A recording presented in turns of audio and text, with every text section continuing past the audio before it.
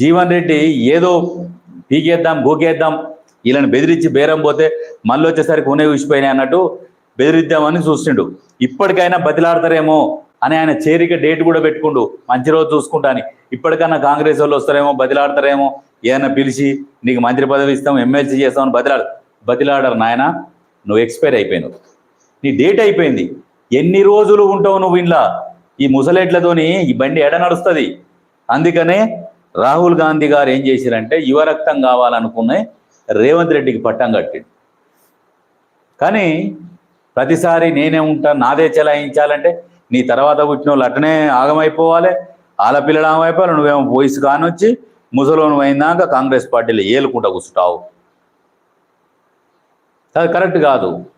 ఒక వయసు వచ్చింది, రిటైర్మెంట్ తీసుకో, కొత్త వాళ్ళకి అవకాశాలు వస్తాయి. మేము ఉంటాం, 15 ఏళ్ళు ఉంటాం, 20 ఏళ్ళు ఉంటాం. 14 సార్లు బీఫామ్ ఇచ్చి ఏం తక్కువ చేసింది నీకు? ఎడ నొప్పి లేచింది నీకు? అయినా కానీ ఇప్పుడు ఆ నియోజకవర్గంలో గెలిచిన సంజయ్ కుమార్ ఏమో కాంగ్రెస్ పార్టీ చేస్తున్న పనులకు, అభివృద్ధి పనులకు ఆకర్షితుడై వచ్చి కాంగ్రెస్ పార్టీలో చేరిండు, ప్రభుత్వంలో భాగస్వామ్యం అయిండు, ప్రజలకు సేవ చేద్దామని ఆయన వస్తే ప్రజలు చీదరించుకున్నాడు. ప్రజలు నిన్ను చీదరించుకొని నిన్ను ఓడగొట్టారు. అటు బీఆర్ఎస్ పార్టీని ఓడగొట్టారు. నువ్వు ఓడిపోయినోడే పోయి ఆ పార్టీలో చేరి నువ్వు ఏం అది? నిన్ను ప్రజలే వద్దనుకొని చీదరించారు. నిన్ను మళ్ళీ ఈ పార్టీ వాళ్ళు నిన్ను ఆదరించి గుంజుకొచ్చుకొని బతలాడి మళ్ళీ పెట్టుకోవాలన్నా? అది జరగని పని. పోవడం కూడా చాలా మంచి పని. ఎందుకంటే కాంగ్రెస్ పార్టీకి చాలా మంది ఉంటారు, యువకులు ఉంటారు, వాళ్ళకి అవకాశాలు వస్తాయి.